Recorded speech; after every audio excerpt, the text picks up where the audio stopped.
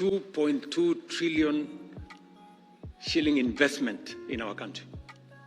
I have asked the Deputy President to chair the government committee that is going to work with private sector investors and players for what will be one of the largest investments in our country. A few weeks ago, the Tanzanian president publicly questioned the refinery that was coming to Tanga port. Today, the project is heading to Kenya. For decades, East Africa depended on imported fuel.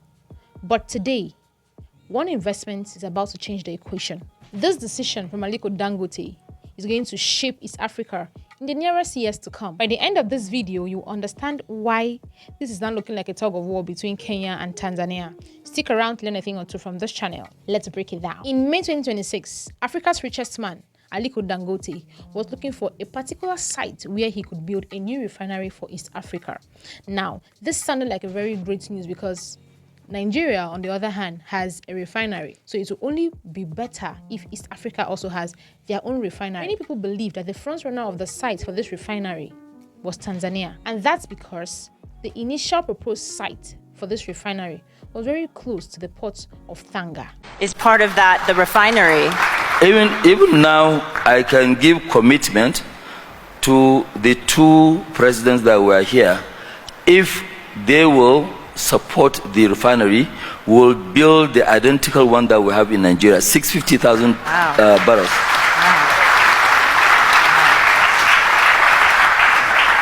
And by the way, we are discussing a refinery in Tanzania. The two of you? Yes, we are not discussing a refinery in Kenya or Uganda.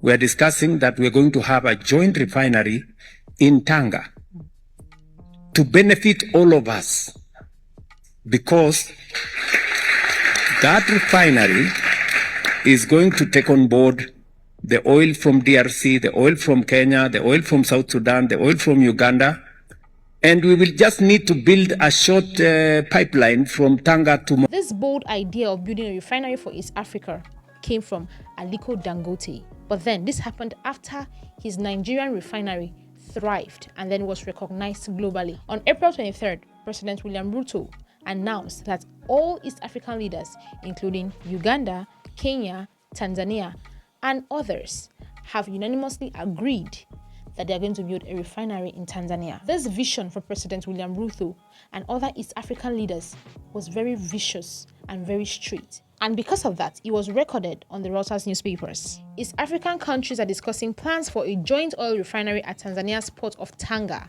modeled on Nigeria's Dangote's plant, Kenyan President William Ruto said on Thursday, 23rd April.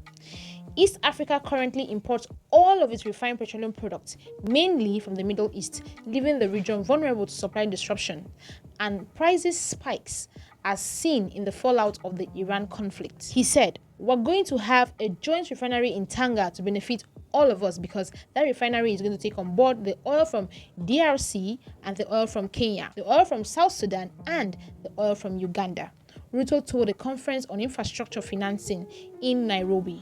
But the story took a dramatic turn just a few days after that post was made. The president of Tanzania, Samia Suluhu, came out and said she was not informed about any refinery in Tanzania. Now, this brought a lot of controversial comments on the internet space. And because of these questions, one thing was clear. The future of that refinery was put on hold. While the news was going around, President Ruto argued publicly and privately that East Africa needed a refinery because they cannot continue depending on the Middle East. Now, the message from President William Ruto aligned with Dangote's vision, and as such, they partnered. And when they partner, the biggest shock and developmental news came to everybody on July 7th. According to the Reuters news, the massive refinery, similar to Dangote's sprawling complex in Nigeria, will be based in Lamu, an island off the coast of Kenya.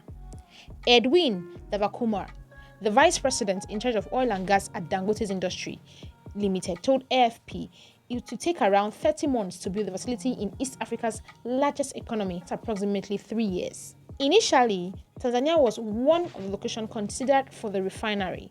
Nigeria's billionaire Dangote was in Tanzania late last month, where he held his talks with President Samia Suluhu Hassan, during which he explained that the commercial and technical considerations behind the group's decision to locate its planned East African refinery in Lamu, according to a statement from his office. This news shocked the internet because they did not even see this coming. According to Dangote's Industries, the decision to use Lamu, Kenya was driven by commercial consideration. This project is not only going to produce fuel and diesel. Far away from that, it will create jobs, attract chemical industries, boost transport, and support the ports in East Africa. Tax revenue will increase, and the dependence on imported fuel would surely reduce. Now, this brings us to the most important question at the moment. Does this mean that Tanzania has lost, or does this mean that they have lost the deal? Well, very far from it. Tanzania has not lost anything, even though they have missed out as being the host to one of the biggest refineries in East Africa. They haven't lost totally because they have invested heavily in major energy deals. The bigger picture is African countries are now competing for better investments amongst themselves. Africa's wealthiest person, Aliko Dangote, has finally chosen Kenya over Tanzania as the site for his planned mega oil refinery. The 700,000 barrel per day refinery will be built in the Kenyan coastal town of Lamu. AFP quoted Vice President for Oil and Gas at Dangote Industries Limited, Edwin Devakumar, as confirming the chosen location. Reuters also quoted Devakumar as saying the design and engineering work has commenced at the site.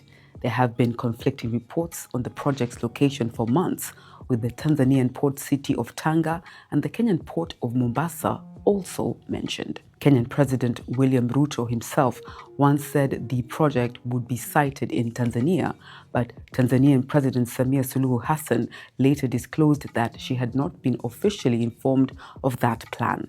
The latest development confirming Kenya's Lamu as the location has ended months of public speculation. Dangote was in Tanzania late last month, where he held talks with President Samia Suluhu Hassan.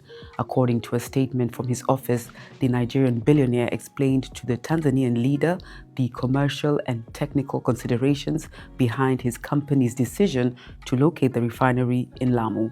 He also invited Tanzania to participate in the project.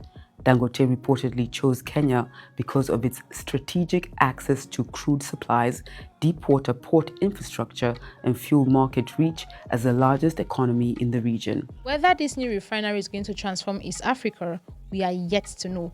But then, one thing is actually clear. To attract major investors, you have to make sure you have provided a conducive place for your investors. Not just having the resources, but then having the means to keep their investors. I want to hear from you. Do you think that Aliko Dangote made the right decision by moving the refinery from Tanzania to Kenya? Do well to like, do well to share, and don't forget to subscribe to our YouTube channel, Solid Finance Podcast, for more finance content like this. Until next time.